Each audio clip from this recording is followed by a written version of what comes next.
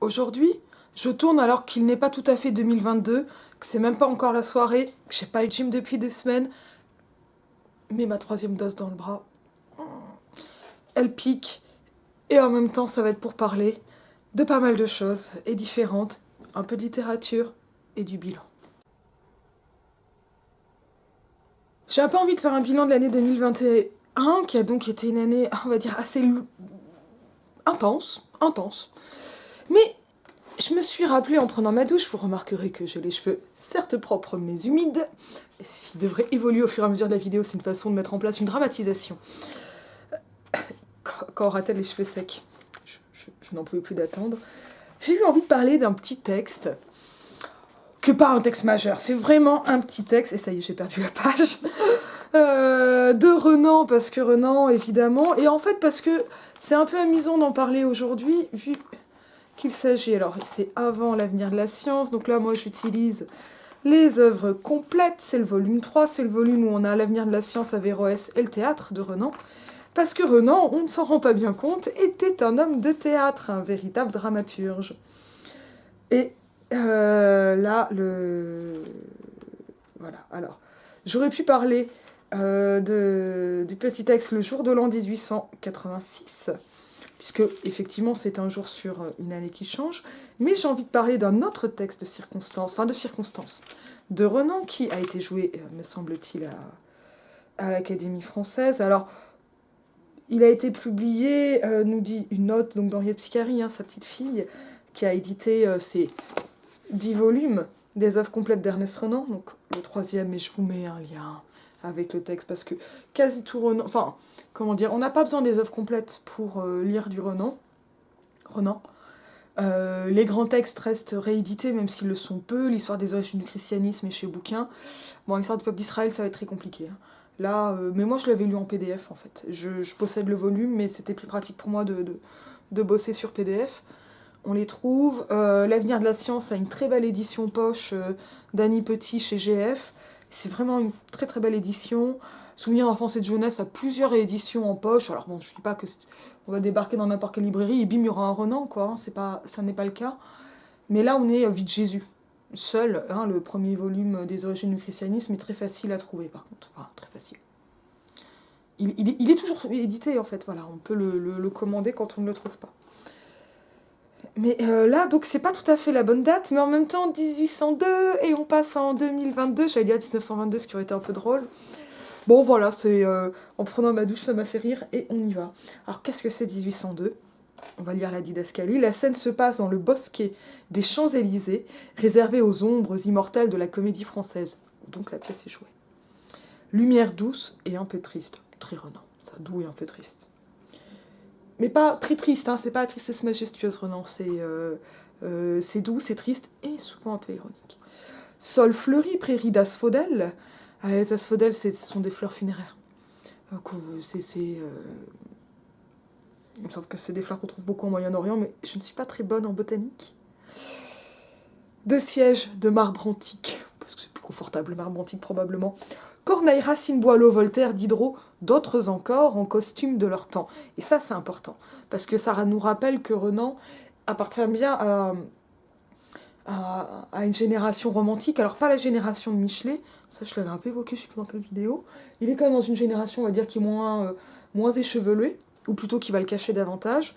Mais Renan est complètement un romantique, et en plus un romantique quand même très marqué par le romantisme allemand. Donc le costume du temps, ça va amorcer une réflexion sur l'histoire. Et le fait d'être ou non en costume d'époque sur une scène, ça n'est pas du tout une chose qui est évidente, qui est un choix. En tout cas là, on n'a pas, je sais pas, les toges qui pourraient aller... Il n'y a pas de costume d'ange, qui serait ridicule. Mais quelque chose qui n'est pas de la couleur locale, mais l'empreinte d'une époque. Toutes les couleurs sont atténuées, démerdez-vous pour la mise en scène, et fondues en une nuance pâle et blanche qui fait ressembler les personnages à des ombres, sorte de statues de marbre vivantes. Et dans la préface de Jésus, qui est l'édition populaire de Vie de Jésus, il explique qu'il a voulu en faire un marbre blanc. Alors ce qui est très très paradoxal, parce qu'en fait le marbre, Renan sait que les statues étaient polychromatiques, colorées. Mais ce qu'il aime, c'est le marbre qui va montrer non pas la figure vivante, mais déjà ce qui, dans la figure vivante, font de la figure historique. Et le théâtre de Renan est rassemblé en un volume publié de son vivant qui s'appelle Drames historiques. Et ça, c'est important. Ils vont et viennent, 2 à 2 ou en groupe, lentement, causant dans ton grave. On l'aura compris, on est au paradis, donc on déconne pas trop. Un petit génie ailé, Camillus, met les bienheureux au courant des choses de la terre et des volontés célestes. Donc on va avoir une espèce d'équivalente confidente. Camillus, en entrant, dépose sur le fauteuil de gauche des livres et une sorte de bulletin. Camillus, nos grands morts vont venir. Alors ça, c'est sûr que d'un point de vue contemporain, ça passe plus du tout, nos grands morts. Ça devient complètement... va manger tes grands morts, donc c'est une expression au départ gitane, qui est une insulte, qui est complètement une insulte. Et donc, là, il faut se rappeler de la solennité. On est au paradis, hein, on n'est pas du tout en train de se battre en menaçant d'un octogone. Hein. Nos grands morts vont venir. Je ne peux pas m'empêcher d'en rire. Camillus parcourt rapidement le bulletin. Paris, 1802. Bulletin littéraire, Atala. Bulletin politique, Marengo, Van Linden.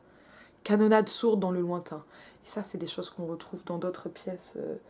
Je pense à la baisse de Jouarre, notamment. À la fin de la baisse de Jouarre, qui est assez intrigante.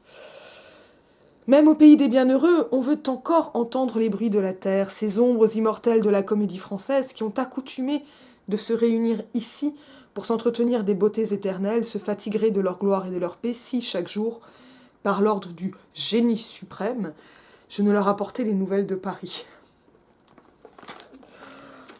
Ce que j'admire en ces esprits purs, c'est comme ils restent toujours eux-mêmes et comme ils se transforment. Alors on va rester là. C'est un dialogue. Enfin un dialogue ou une conversation, une espèce de causerie entre grands esprits. C'est déjà un modèle que Renan avait mis en place dans ses dialogues philosophiques qui suivent la commune et qui sont une espèce de transfiguration philosophico-lyrique de la commune. Ça, j'en ai parlé dans les dialogues sur la commune. Et c'est aussi donc voilà, le dialogue, et bien sûr le dialogue des morts, c'est un modèle qui lui vient notamment de Fénelon, très utilisé en pédagogie, parce que en littérature didactique, parce qu'il permet de faire interagir des personnes, des grands personnages de l'histoire, d'imaginer. En fait, ça donne aussi des sujets de rédaction. Alors ça, je pense que c'est quand même... Ça doit commencer à cette époque-là, à l'époque où Renan était gamin. Le dialogue Corneille-Racine, comparaison Corneille-Racine, c'est quand même très Troisième République, mais on est dans cette idée-là, quoi. Fénelon, c'est tout début 18e. Avec cette idée quand même très amusante que ces grands personnages, ces grandes figures, ces espèces de statues vivantes, s'ennuieraient si elles n'avaient pas les nouvelles. Donc ça va permettre de parler d'une actualité, de relier l'histoire à... L'histoire avec un grand H, un truc que je déteste, mais là par contre ça marche pas trop mal chez Renan, on avait le génie avec un grand G.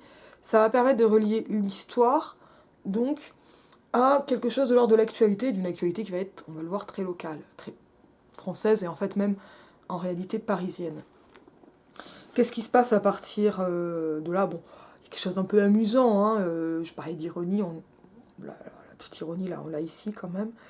Mais cette ironie, elle n'entache pas la solennité de l'ensemble. La canonnade, elle est là pour rappeler les mouvements de l'histoire, des trucs de ce genre-là, quoi. Ça fonctionne par métonymie. Mais au niveau de la mise en scène, je pense que c'est pas si simple. Bon, la canonnade, ça doit aller. Avec de l'atoll, des trucs comme ça. Peut-être plus de l'orage que des canons.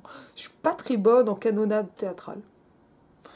Mais au niveau des lumières, je sais pas comment gérer des lumières pour faire en fait, du fondu au XIXe siècle.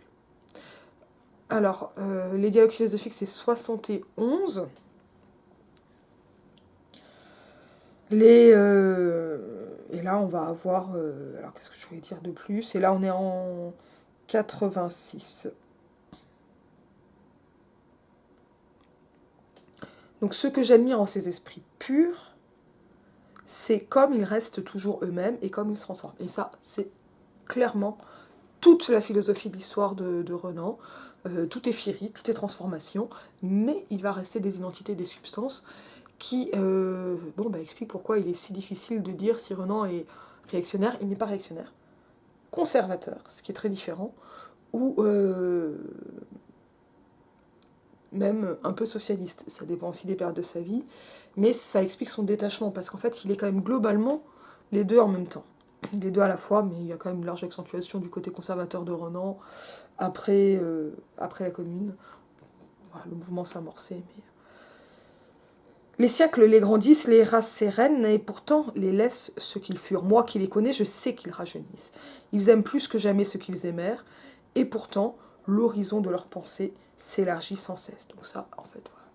Et toujours cette espèce de rétroaction ou d'ensemble entre évolution individuelle et évolution collective, c'est-à-dire mouvement de l'histoire et mouvement de la pensée individuelle ou de la psychologie.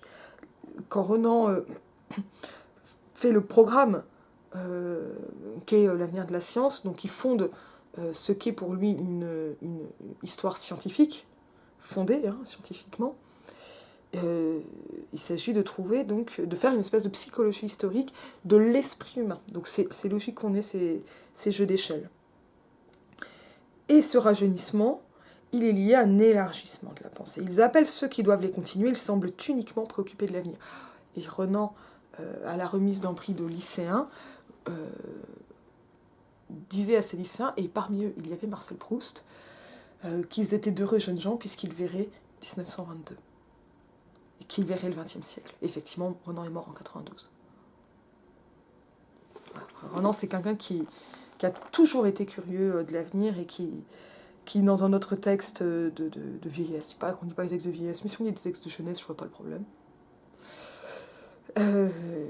explique que voilà, ce qui lui fera le plus de peine dans la mort, ça sera de ne pas avoir les nouvelles. Donc en fait, il est déjà en train de réaliser ce fantasme, parce qu'il s'imagine bien parmi ses bienheureux.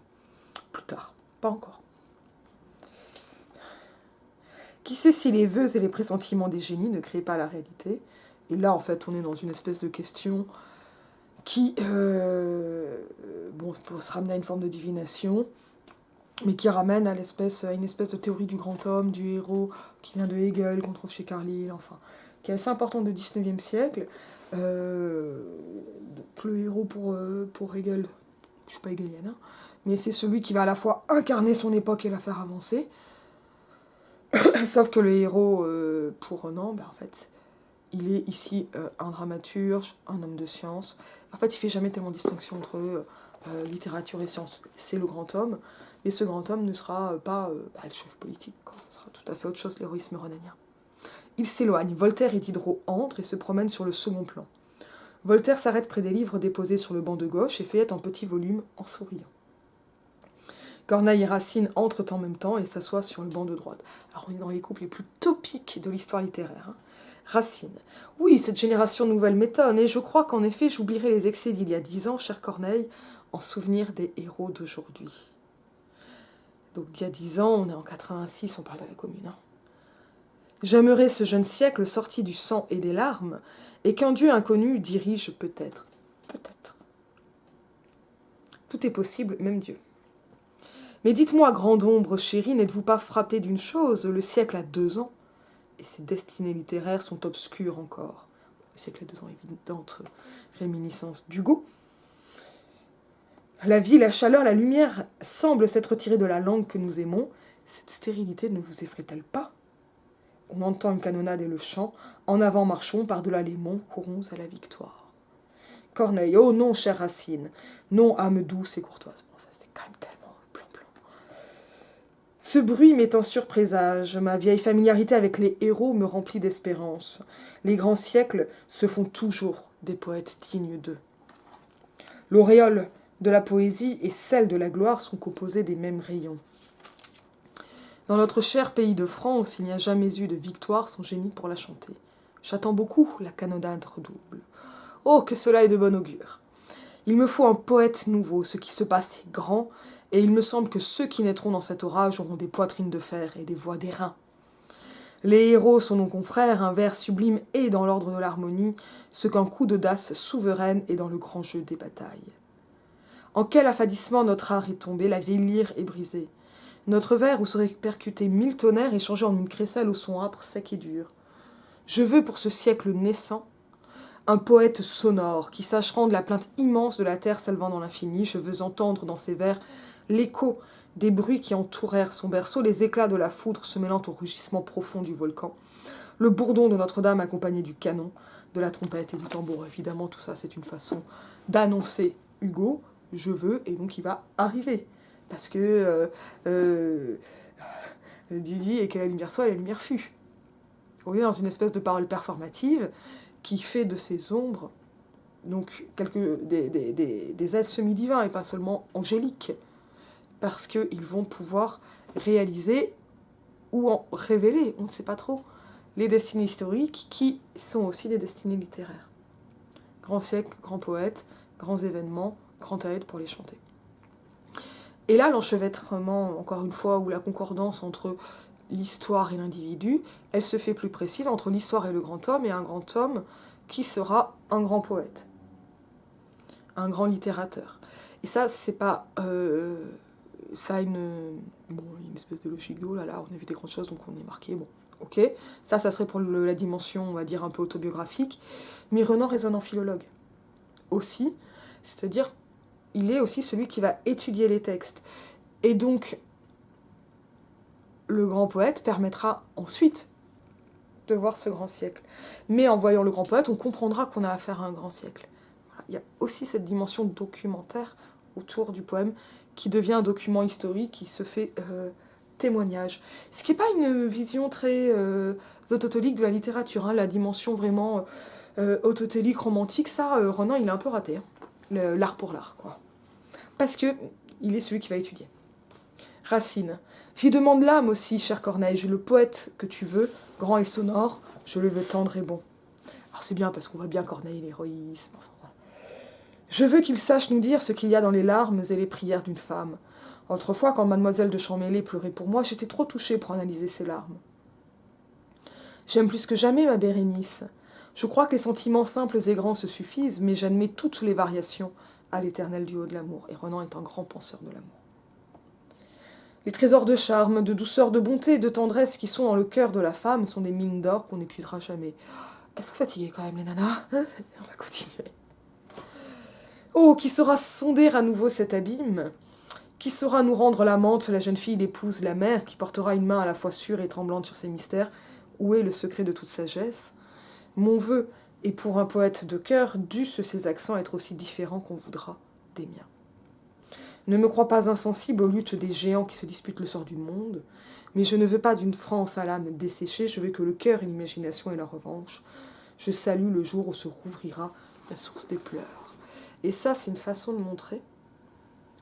Alors, c'est une façon de faire Racine romantique, mais ça, c'est une espèce de stendhalisme hein, qu'on va trouver chez Renan, mais ça, en fait, ça joue surtout de l'espèce de bipolarité que l'on construit par l'histoire littéraire entre Corneille et Racine.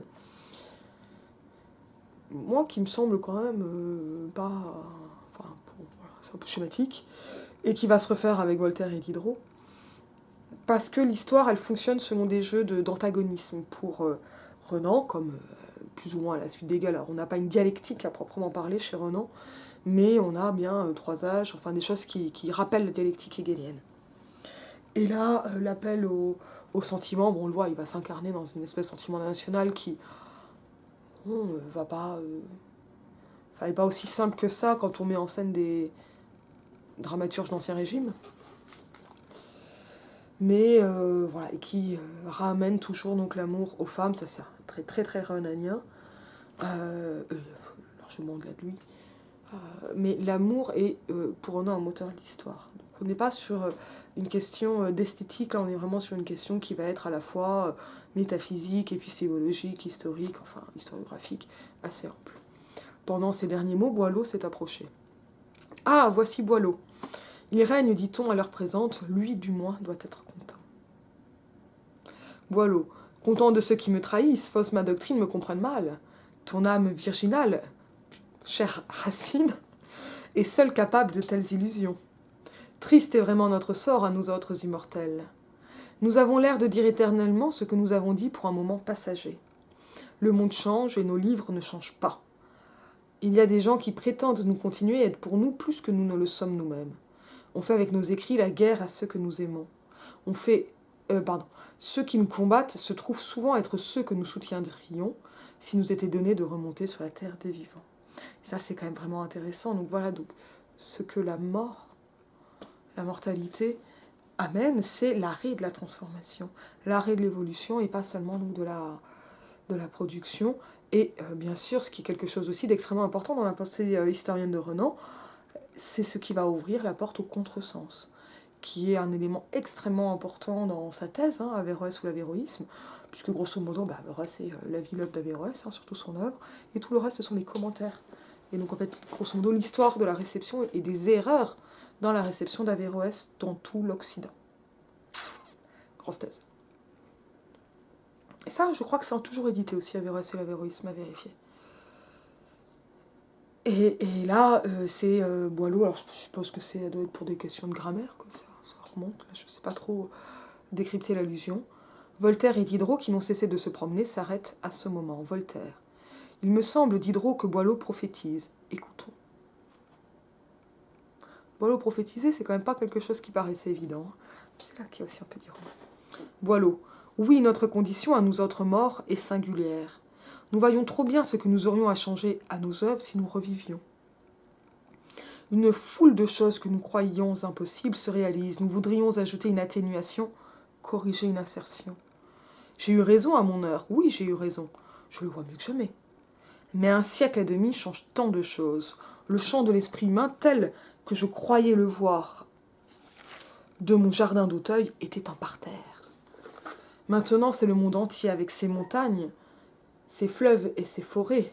Que de traits j'aurais à ajouter, que de points à préciser, que de vues à élargir. Et oui, parce que... Et ça, c'est aussi un des malheurs de Renan. Renan savait que son œuvre allait périmer. Au moins son œuvre scientifique, et c'est aussi pour ça qu'il a fait la littérature. Mais au-delà, c'est toute la Weltanschauung, c'est toute la vision du monde, qui elle va aussi être littéraire, qui périme, mais qui permet, du point de vue du philologue, de faire du texte littéraire un document historique, à condition d'apprendre à lire le document littéraire. Il ne s'agit pas de le prendre pour argent comptant, du tout. Et à ce niveau-là, c'est très amusant que tout cela vienne de Boileau. Voltaire. Et moi donc, pauvres morts condamnés à nous taire, nous assistons à notre anatomie sans pouvoir protester. Alors je pense que Voltaire, au niveau de tout ce qui passe autour de la récupération voltairienne, enfin de citations voltairiennes ne sont même pas voltairiennes, serait dans une situation très renanienne. Anatomie, là, on va vraiment être dans l'espèce de dissection, la philologie, etc. Boileau. Surtout sans pouvoir donner d'explication, cher Voltaire. Je voudrais que le mort soumis à la dissection pût au moins parler.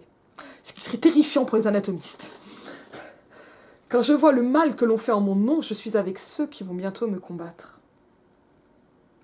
Ce qu'on dira contre moi, je le dirai plus fort encore. Je le rêve, je l'appelle de mes voeux, ce poète haut comme les Alpes, large comme la mer, dont l'âme soit le clavier de l'univers, la vaste cymbale où tout retentit. Quand éclatera ce clairon de la pensée, quand une école nouvelle, décuplant le chant de la poésie, saura illuminer d'un même rayon l'homme et la nature, oh, croyez donc qu'alors je sacrifierai volontiers le mont Adule et ses 1000 roseaux. Le mal qu'on dira de moi, je l'excuse d'avance. L'immortalité rend indulgent. Comment, en cette paix où nous sommes, on est indifférent aux épigrammes, n'est-ce pas?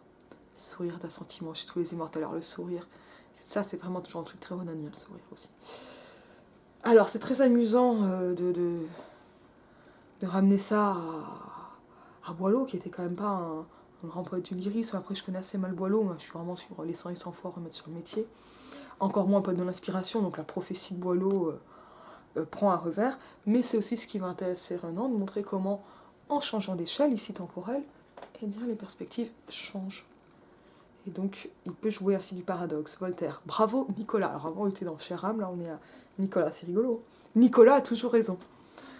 Je vais me préparer à de curieuses conversations littéraires. Ma bonne volonté n'a pas de borne. Savez-vous ce qui se publie de nouveau à Paris en ce moment? Et hop, intérêt pour l'actualité. Il reprend le volume sur le fauteuil. Écoutez, écoutez, il lit tout haut.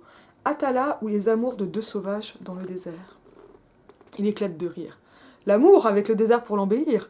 Oh, la bonne idée! Les ombres témoignent une vive curiosité et se passent le volume. Racine. L'amour est bon partout.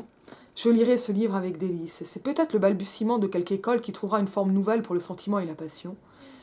Quand j'étais jeune, je savais par cœur Théagène et Chariclée. Alors évidemment, c'est Chateaubriand, et évidemment qu'Hugo a écrit Chateaubriand ou rien, et qu'évidemment, Hugo est une façon de découler de Chateaubriand, tout en n'étant pas Chateaubriand. Voltaire, que de surprises on me ménage. Je suis prêt à tout. Ces deux jeunes sauvages ont l'air de présager plus d'une équipée. Et ce qui est très facile à dire en 86, on revient sur 1802. Les Champs-Élysées nous ont tous fait tolérants.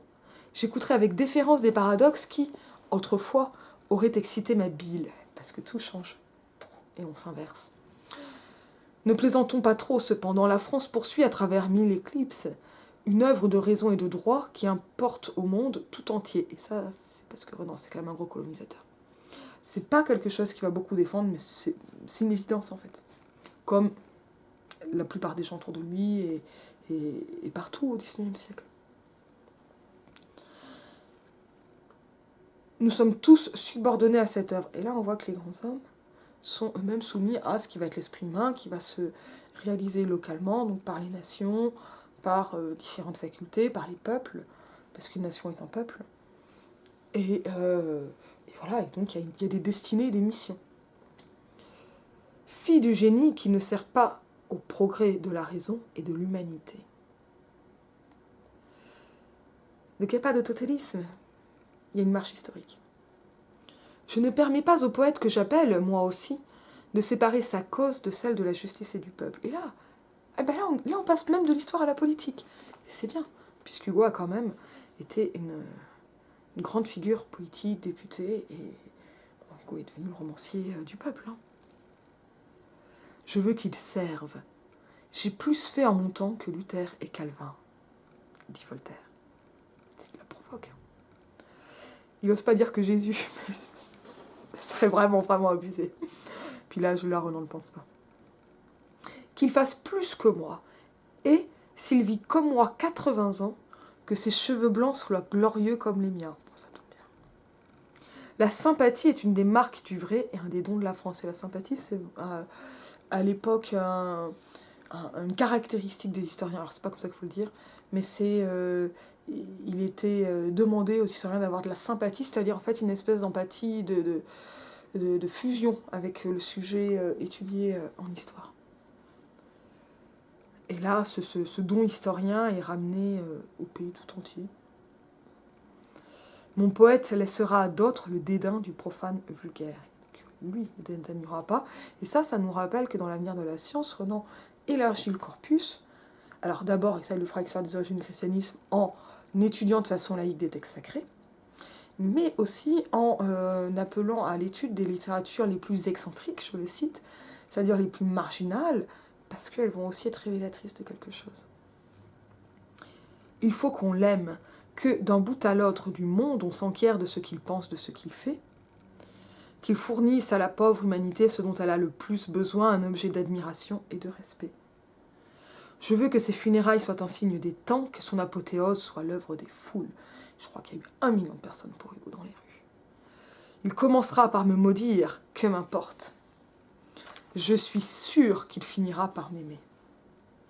La superstition et l'absurdité sont des monstres toujours prêts à ressaisir l'humanité pendant ses heures de sommeil. Il faut des gardes d'élite veillant toujours, n'est-ce pas, Diderot? Alors, là, on a comme une espèce de résumé en éclair entre les deux abîmes, entre la naissance et la mort, les obsèques de Hugo, Diderot. Des petites étincelles. Diderot, oui, grand maître. Nous eûmes raison. J'aimais la vérité jusqu'à la fièvre, la grande paix de ces lieux m'a calmé. Nos fautes furent celles de l'âge de fer que nous avons traversé. Toujours la théorie des âges, Renan. Alors lui, c'est pas les âges de fer, mais là, on est en gage poétique. J'entrevois pour l'esprit d'admirables revanches. Et on se rappelle, hop, l'esprit humain, il fonctionne par antagonisme. Hop, il va d'un côté puis de l'autre. Ce qu'il y a de clair, c'est qu'un siècle étrange se prépare. Comme je vais l'aimer. Je ne sais s'il réussira dans toutes ses ambitions, mais je suis pour ceux qui osent. Audacieux de toutes sortes qui rempliraient le siècle qui va venir, salut à vous. Du cliquetis de vos hardiesses, je vois jaillir 1000 vérités. Qu'il va nous être doux de contempler ces grandes luttes du sein de notre paix. C'est nous qui agirons dans ce monde, il vivra de nous et par nous. Si vos vœux s'accomplissaient, je vois 4 poètes qui éclaireraient ce siècle de rayons forts divers. Le poète sublime que veut Corneille, le poète de la pitié que veut Racine, le génie large et profond que rêve Despréaux, le patriarche ami des hommes qu'imagine Voltaire. 4 poètes de premier ordre en un siècle, c'est beaucoup. Racine. Il n'y a pas de limite au miracle de l'esprit. Les destinées de la terre sont peut-être réglées par les désirs du ciel. Camillus entre en hâte. Le génie suprême a entendu ce que vous dites, il vous a tous 4 exaucés. Ce jour sera un jour de fête pour la France, un jour où elle saluera une haute image et déposera des couronnes sur un large front. Toujours sympa d'intelligence. Un nom lumineux m'est apparu, un seul nom. Vos 4 poètes sont confondus en un seul génie qui sera grand, touchant, vaste et bon. Étonnement de tous. Le génie suprême fait bien tout ce qu'il fait. Oh, les belles tempêtes, donc Boileau, Diderot. Oh, les belles tempêtes qu'il y aura sous ce crâne. Quelle fête de l'esprit se prépare. Voilà de quoi tenir le siècle en joie. Corneille à Racine. Ne vous ai-je pas bien, chers frères, en harmonie, que cette génération reste son poète, et qu'il y a dans le monde une source intarissable d'amour, de force et de génie, c'est la France. Les ombres bienheureuses défilent en donnant des marques de contentement au bruit de la canonnade et du bourdon de Notre-Dame. On entend dans le lointain les trompettes qui sonnent, la victoire est à nous. Et c'est la fin, c'est tout petit. Quelques commentaires. Alors, donc là, quelque chose de très fort de la part de Renan. Bon, c'est peut-être, je sais pas moi si c'est habituel ce genre de texte, mais ça va être de présenter l'arrivée de Hugo comme missionné, alors peut-être pas quelque chose de plus ou moins divin, il parle bien d'un miracle, spirituel, ça, la cause précise. La nature de la cause n'est pas connue, il reste prudent, tout est possible, même Dieu. Mais en revanche, il y a une forme d'appel à l'arrivée de Hugo, et à une arrivée qui va être improbable, puisque 4 génies veulent 4 poètes, et il en arrivera un seul. Un peu comme dans les Power Rangers, quoi. Enfin, où ils fusionnent, je sais pas trop regarder les Power Rangers, mais les 4 vont faire un, et ça sera Victor Hugo qui va arriver. Donc on est vraiment dans un texte d'hommage, qui ne dira jamais le nom du Hugo, mais tout le monde le sait. C'était pour une soirée, je pense, c'était en journée, en hommage au poète. Ça a été représenté, je ne sais plus si c'est le jour de la naissance ou de la mort de Hugo, enfin. Donc c'est une façon de dire la grandeur parce qu'elle est appelée, impossible dans son appel, et pourtant réalisée. Mais en même temps, c'est une façon de parler de l'histoire et donc de dire la grandeur par le mouvement de l'histoire qui va partir de ce truc. La grandeur de Hugo est appelée par le mouvement de l'histoire, et donc il y a une philosophie de l'histoire qui se révèle derrière, qui passe donc par la figure du grand homme, très clairement, une figure nationale, mais parce que la France a un rôle à jouer dans le système historique de Renan. C'est-à-dire que tous les peuples vont avoir un rôle, mais bon, ils n'auront pas tous le même, et la France est quand même placée très haut. Le chauvinisme de Renan, il est plus accentué après la Commune, avant il est quand même très germanophile. Renan est aussi quelqu'un qui appelle à une communauté européenne. Et ce sont des textes assez touchants. Enfin, il veut vraiment une fédération européenne. C'est plutôt chouette, hein, dans les choses qu'on a souvent oubliées de Renan. Mais bon, ben là, on a la comédie française dans un texte de circonstance. C'est sûr que c'est chauvin. Et moi, ce qui m'intéresse vraiment, ce sont les espèces de paradoxes ou les antithèses, les transformations des poètes qui ne sont pas vraiment là où on les attend, leurs amitiés qui ne sont pas non plus là où on les attend. La canonnade qui est un bonheur et une joie, parce qu'en fait, elle annonce un mouvement de l'histoire, et donc en fait, il ne s'agit pas de voir en myope que la canonnade implique un sacrifice, mais de regarder au loin ce que ça veut dire en tant que, que progrès de l'esprit humain. Alors, je ne vous ai pas dit que c'était une philosophie de l'histoire à laquelle j'adhérais, je la trouve touchante. Je la trouve touchante parce qu'elle permet néanmoins, alors bon, c'est un peu rigolo, mais je pense qu'il n'était pas du côté un peu rigolo de cette petite pièce. La victoire est à nous, là, on est vraiment en chauvinisme. Bon, le bourdon de Notre-Dame et la canonnade, c'est vraiment et du Hugo, et c'est étonnant parce que Renan, Renan aime toujours l'art chrétien, mais bon, enfin, il y a quelque chose d'un peu étrange, quoi.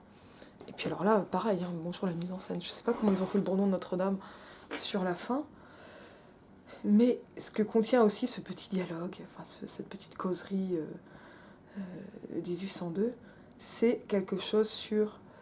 c'est évidemment une réflexion sur la mort pas du poète, pas de Hugo, mais la mort des précédents poètes, et sur ce qui amène la péremption des œuvres, mais qui en même temps, par la mort, va amener une espèce de détachement supplémentaire.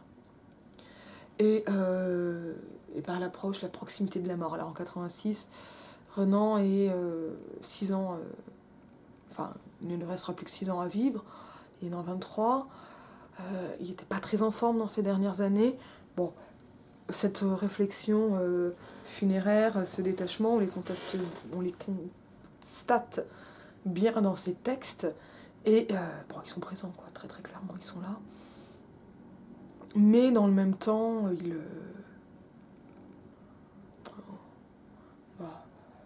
c'est là, et ça ne veut pas dire que ça en devient pour autant triste.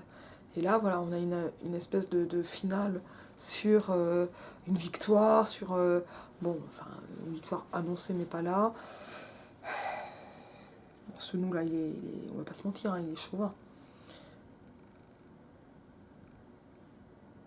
Mais quand on est dans une philosophie de l'histoire téléologique, c'est-à-dire qui va supposer qu'il y a un progrès et que l'histoire tend vers un but, on est vachement plus optimiste. Et là, on en a vraiment une espèce de démonstration assez, moi je trouve, amusante. On arrive à la fin de l'année 2021. Ça a été une année particulièrement chargée pour moi et riche quand même pour la chaîne et lourde de pas mal de choses. Je comprends assez bien ce que veut dire Renan. Là, je vais parler du deuil, hein, si ça vous gêne, coupez. Je comprends assez bien ce que veut dire Renan ici sur ce qu'il met en scène exactement sur ce détachement post-mortem. Son dernier volume s'appelle Feuilles détachées. C'est quand même ce qui est très très joli. Mais il y a quelque chose d'encore plus... là, on est dans le détachement ante-mortem que je commence à comprendre et que m'a vraiment appris le deuil de mon père. Donc 2021, pour moi, c'est une année... Alors déjà, si je réfléchissais tout à l'heure, si je fais le bilan d'une année civile, il me fait du bien et il me prend de revers parce que j'ai encore tendance à compter en année scolaire universitaire de septembre à septembre, quoi. Et j'aime bien pour ça qu'il y ait ce décalage entre le calendrier scolaire universitaire et le calendrier civil, parce que ça fait comme plein de premiers de l'an, même si on ne fait pas la fête avant la rentrée. C'est dommage, on devrait faire la fête avant la rentrée. Mais là, ça me fait vraiment un bilan vraiment très étrange, parce que d'une certaine façon, la maladie de mon père a duré une année universitaire. Et en même temps, si je compte en année civile, ça me fait une moitié de maladie, sa perte, et bientôt 6 mois de deuil, puisqu'il est décédé le 7 juillet. Et ce sera bientôt le 7 janvier. Et ça, c'est un truc qui... juillet, août. Ouais, 6 mois. Non, mais je l'ai fait sur mes doigts alors que j'avais déjà fait. La honte. Je compte sur mes mains. J'ai eu un doute. Mais et en fait, ça rend les choses hyper intéressantes de ne pas voir que la maladie, par exemple, et de ne pas faire de sa mort un achèvement. Évidemment, sa mort est la fin de sa vie, mais là, je parle de moi. Et c'est évidemment la fin d'une période et une très grande perte et un chagrin avec lequel j'ai quand même du mal à continuer. Et qui m'accable. Vraiment, c'est fou comme la perte alourdit, pèse. Alors qu'il y a un truc qui manque, quelque chose de pas logique là-dedans. Le poids de la perte est incroyable. Mais j'ai appris vraiment des choses incroyables de la maladie et du deuil, alors des choses douloureuses évidemment. On a eu des temporalités, on a vécu dans des temporalités très différentes, et évidemment pas avec la même issue pour mon père et pour moi ou pour le reste de la famille, puisque c'est lui qui était malade, quoi. Mais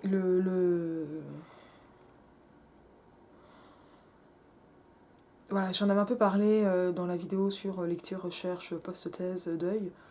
Euh, le... La temporalité de la maladie. Avant, j'étais impatiente, et pendant la maladie, je pouvais pas être impatiente.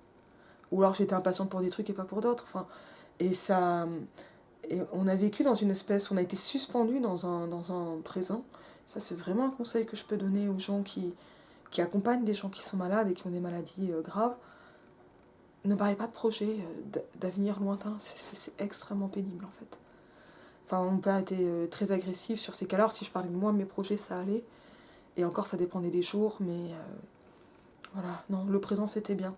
Il était très content que je fasse mes dossiers, ce genre de choses. Et il m'a dit qu'il aurait aimé que son principal regret en pensant à tout ça, c'était de... Enfin, par exemple, qu'il était sûr que j'aurais un poste d'une façon ou d'une autre, même s'il ne savait pas où. Mais que... Voilà, c'était la curiosité. Et qu'encore, ben voilà, il est décédé alors que mon frère et moi sommes adultes et c'est déjà une grande chance. C'est vraiment une chance. Et en fait, dans le deuil, il y a quelque chose qui est encore différent parce que on garde cette espèce de ressenti d'un temps dilaté et en même temps, il y a un compte à rebours qui se met en place qui est la succession. C'est 6 mois de succession. Et, et c'est pour ça que ça me fait vraiment une fin d'année de télescopage. Et mon père travaillait, donc il y a une succession professionnelle, enfin voilà, on a plein d'emmerdes, quoi. On fait ce qu'on peut, mais c'est compliqué. Mais on peut peu. Mais on essaie. Et en même temps, il y a quelque chose voilà, qui se détache. En gros, le deuil, c'est un accélérateur. Alors que le moment de la maladie, c'est un peu comme quand on est dans du slow motion, dans les films, où on est dilaté en fait. C'est à la fois très lent et en même temps ça paraît évidemment très rapide. Mais voilà, il y a plein de moments très calmes en fait. Dans l'année que j'ai passée à m'occuper de mon père et dans les derniers mois que j'ai passé auprès de lui.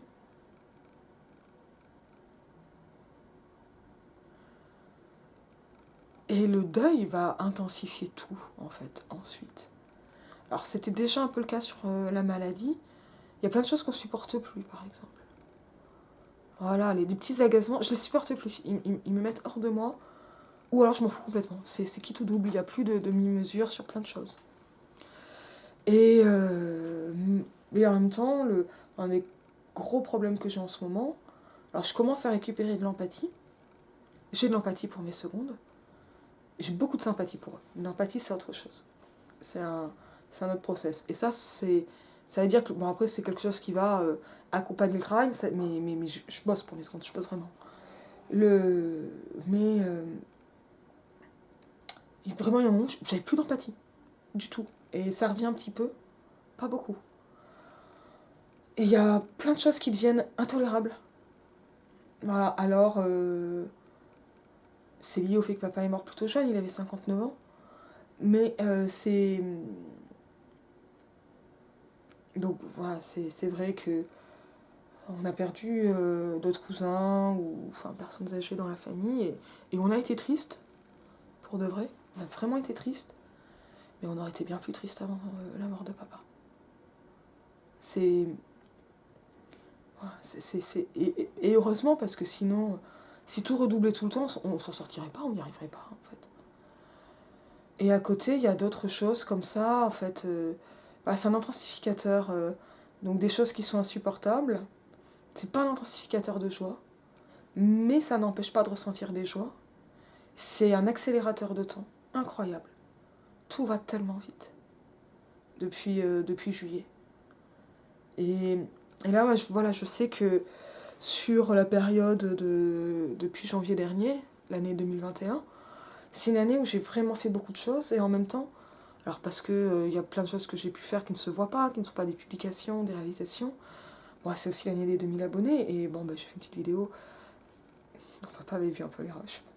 Mais voilà, c'est une année qui est hyper importante pour la chaîne. Il y a vraiment eu des choses qui se sont passées, il y a eu beaucoup d'invitations. J'ai envie de faire pas mal d'autres choses dans ce sens-là. Et en même temps, c'est vrai que le format, enfin c'est un peu mon concept de pas monter tout ça, enfin c'est un concept, c'est complètement un concept.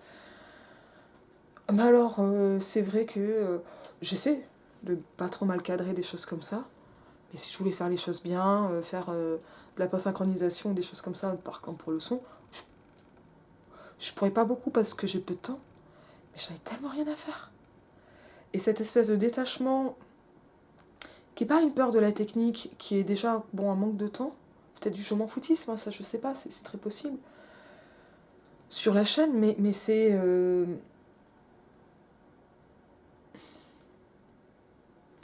je pense que c'est une force, ce détachement assez massif qu'on ressent. Et ça, c'est un truc familial. Hein. On est vraiment, vraiment détaché de beaucoup de choses. Bon, après, on fait remonter les souvenirs, déjà parce qu'on range beaucoup la maison, même si ce n'est pas moi qui m'en occupe le plus, mais là mon frère a sorti quelques jouets de notre enfance pour les jeter parce on doit faire de la place. Il n'y a pas longtemps, et bon, voilà, non, c'est vrai que le jouet qui servait à jouer dans le bain, là, qu'on accrochait, et puis avec des espèces j'allais dire des poulies, mais des turbines, des trucs comme ça, on a adoré ça avec mon frère. On a adoré ça.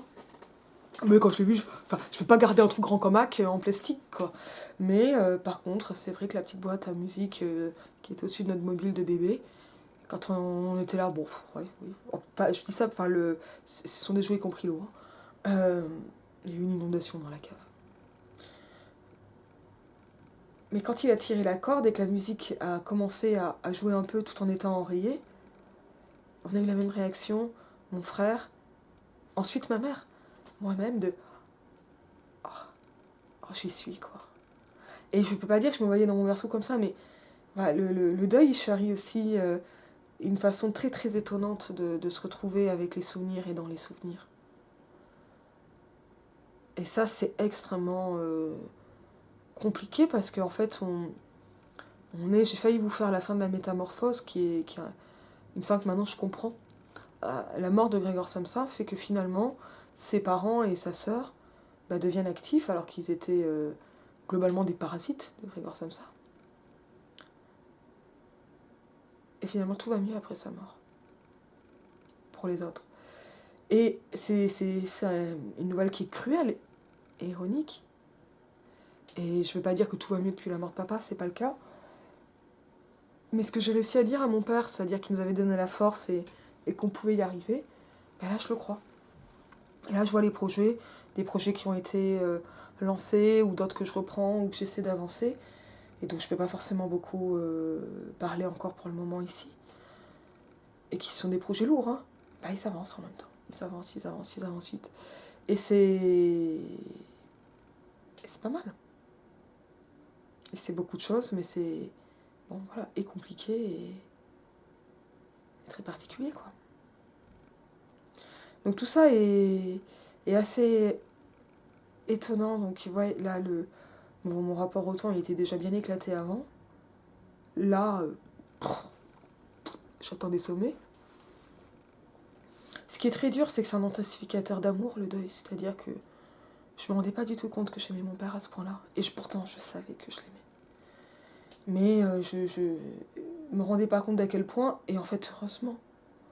Parce que si je pouvais revivre maintenant un moment de quand il était vivant, avec la conscience de sa mort, cette conscience qui était inimaginable et que je ne pouvais pas imaginer. Et non, on ne peut pas l'imaginer. C'est pas la peine de me le dire, je le sais. Maintenant, je le prends dans la gueule, quoi. Mais on ne serait pas dans la vie, en fait. Le fait de ne pas pouvoir le concevoir ou de ne pas pouvoir l'imaginer, parce que là, je ne peux pas imaginer la mort de ma mère, par exemple. Je ne le peux pas. Je ne le veux pas, mais je veux dire, même si je le voulais, ou essayer de me représenter le truc, ce n'est pas possible.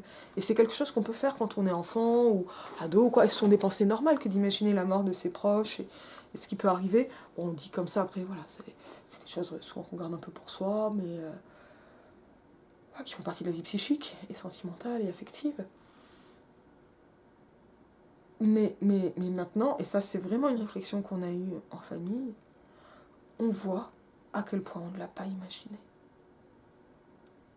Et c'est là en fait que l'amour rend aveugle. On ne peut pas imaginer.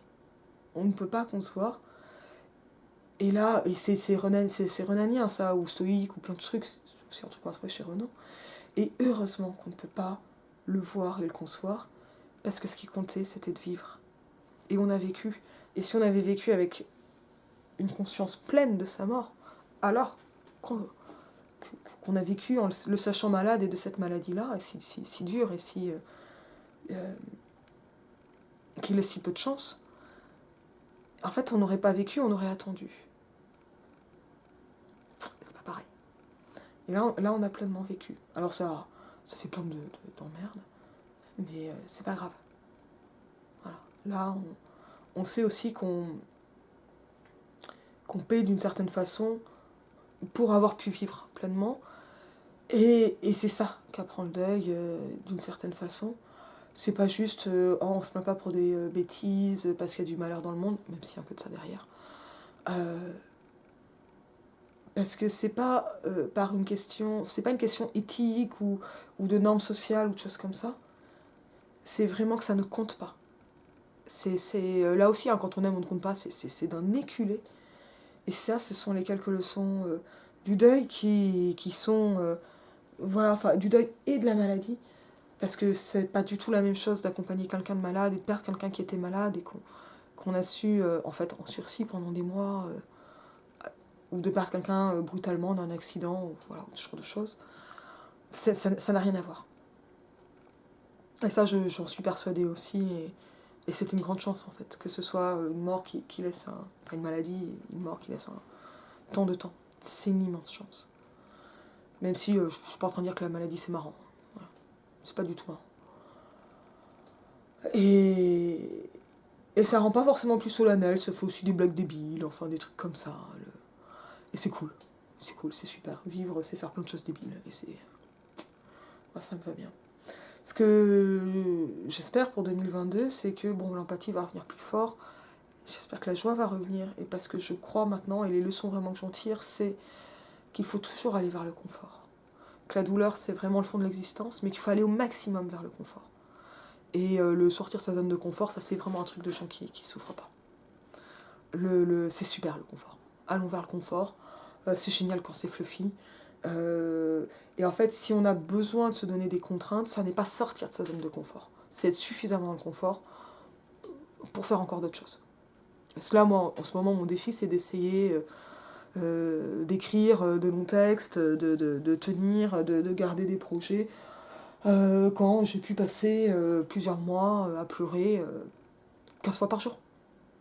Voilà. Et donc en arrivant là, à une époque où je pleure moins, absolument épuisée. Et ça, c'est en allant moi-même quand même bien, en n'étant pas, je pense, dépressive, mais en étant, ou en ayant été ravagée par le chagrin. Ce sont des choses vraiment différentes, en fait, tout ça. Et ça n'empêche pas, malgré tout, même sur les jours où j'ai pu beaucoup pleurer, de rigoler, de faire des blagues. Pas dire qu'elles étaient toujours drôles, c'est pas vrai. De faire plein de choses, voilà, bon, de se raccrocher aux bribes, en fait. Mais les bribes, elles comptent parce qu'elles sont déjà là. Et, et ça, c'est vraiment un truc important. Aller vers le confort au maximum. Et quand c'est possible, aller vers la joie. C'est vraiment ce que je retiens de 2021. Ça veut pas dire pas travailler, ça veut dire aussi être capable d'arrêter de travailler. Et surtout quand le travail ne donne plus de joie. Voilà. Ça, c'est. Bon, là, c'est compliqué parce que, bien sûr, quand je travaille, je parle pas des jobs, quoi. Je parle des projets. Ce qu'on fait pour manger parce qu'il faut bien gagner sa croûte et qu'on n'est pas rentier, c'est autre chose. Mais, ouais, le confort et la joie. Et je vous dis à bientôt. Normalement, vous verrez ça, on sera déjà en 2022, donc je vous souhaite une très bonne année 2022. Pleine de confort, pleine de joie, c'est pas si mal. À bientôt.